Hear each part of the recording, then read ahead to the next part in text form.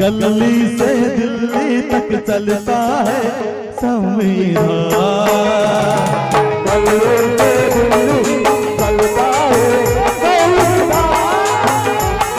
मामा गाएंगे।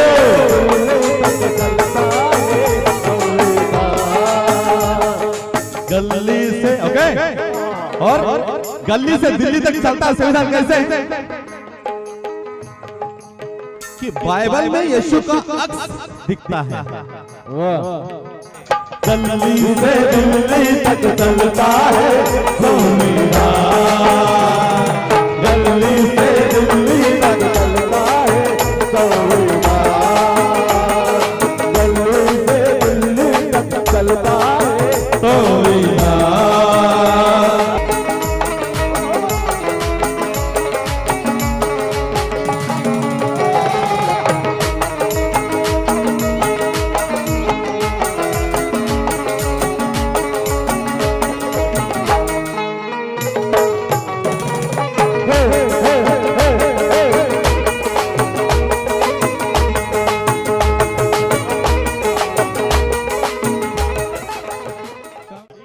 जिस बात पर तवज्जो आपको मिला है मुझे, वो बात यह है कि बाइबल में यीशु का रब सदा दिखता है और कुरान में मोमिनों का खुदा दिखता है। हर धर्म पनपता है सुकून अमन से यहाँ सुशील। मेरा भारत का संविधान मुझे सबसे जुदा दिखता है, क्योंकि गली से दिल्ली तक, गली से दिल्ली तक चलता है संविधान।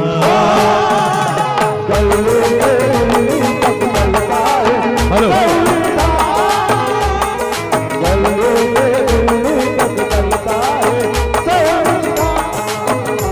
गली से दिल्ली तक चलता है संविधान। क्यों? अरे संविधान की बात कर रहा हूं। ये संविधान किसने लिखा है? हेलो बताइए, ये संविधान किसने लिखा है? बाबा साहब ने लिखा तो और कोई भी लिख सकता था। देखिए ये बात तो बाबा साहब कह रहा हो, और भी लिख सकते थे। चार लाइनें सुना रहा हूं आपको, ये आपको बहुत पसंद आएगा। गली से दिल्ली तक चलता है संविधान। गली से दिल्ली तक चलता है संविधान। गली से दिल्ली तक चलता है कि मुझे मेरी माँ के आंचल में सुकून मिलता है। वाह देखिए, गली से दिल्ली तक चलता है संविधान। गली से दिल्ली तक चलता है संविधान।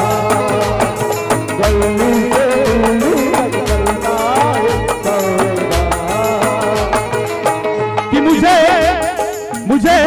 मुझे मेरी माँ के आंचल में सुकून मिलता है। ऐसी बुद्ध की धरती, यहाँ अमन का गुलशन खिलता है। अरे मत चलाओ हुक्मरानों तुम्हारे जुल्म का प्रशासन तुम्हारे हुक्म से नहीं, ये देश भारतीय संविधान से चलता है। इसलिए गली से दिल्ली तक चलता है संविधान।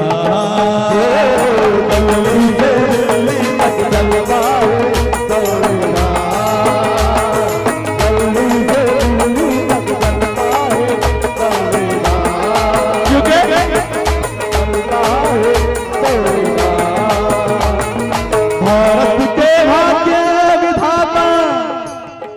भारत के भाग्य विधाता मेरे भीम जी महान। गली से दिल्ली तक चलता है संविधान।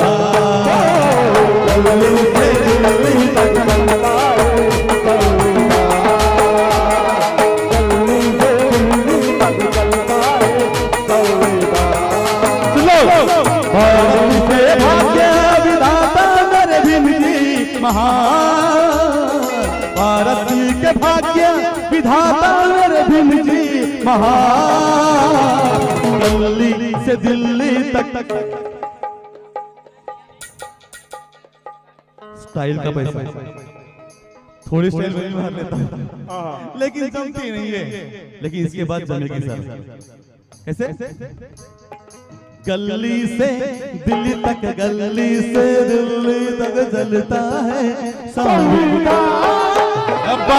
गली से दिल्ली तक चलता है संविधान, गली से दिल्ली तक चलता है संविधान, गली से दिल्ली तक चलता है संविधान।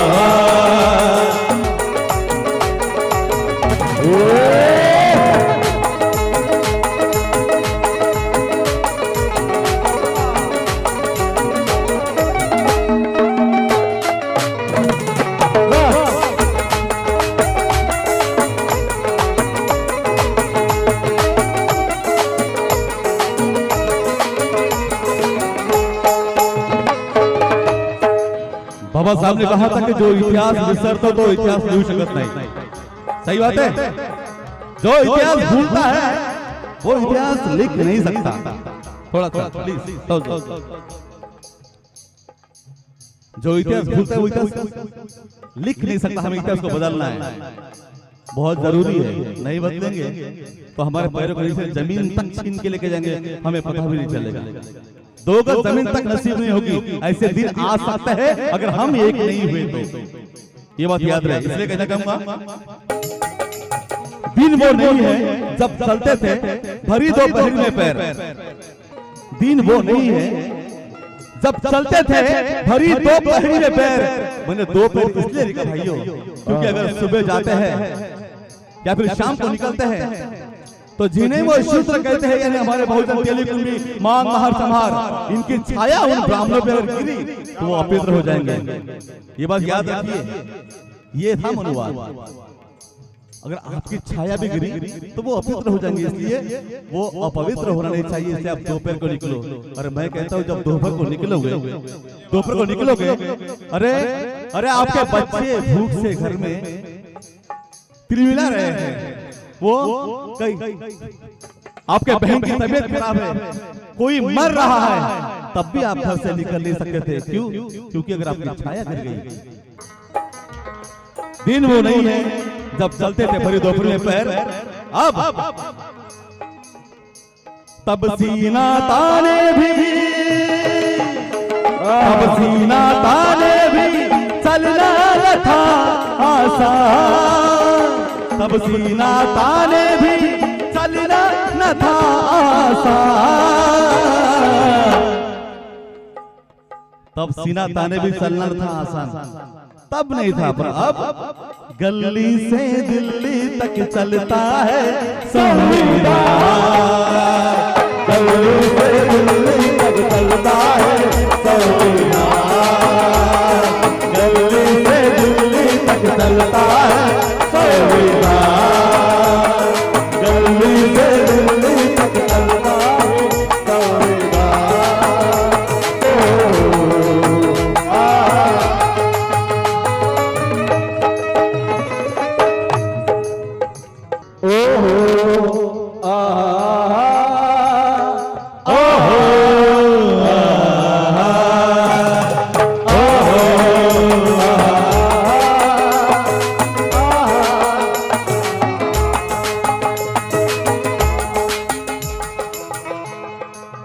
ये जो दूसरा शेर है, ये बस सुनिएगा, ये उन लोगों के लिए है। एक निहत्थे को 10 लोग मारते हैं। कई किस्से आपके सामने आए होंगे। माणसाना कधीही विषयावरती बोलावं, विषय सोडून बोलून काय अर्थ नाही आहे। क्योंकि अगर सब्जेक्ट को छोड़ के अगर हम अलग विषय में चले गए तो मी है वैशाली, मी है वैशाली, याला काय अर्थ आहे? क्या बात है। तुमचं नाव केलं 1 महिन्यापासून अबलो चौरे का गए बाकी कमिटी कुठे आपली? अबलो भाऊ 1 महीने से तो तुम पॉम्पलेट के ऊपर हमारा नाम को छपा रहे हो। ये बार बार हमारा नाम बताना जरूरी है क्या? नहीं है ना? नाम नहीं, काम बोलना चाहिए। बाबा साहब नाम की वजह से नहीं, काम की वजह से हमारे दिलों में बसते हैं। और मेरे बहनों, अरे माइक पे बोलो यार, काम कुछ ऐसा करो कि दुनिया में नाम हो जाए।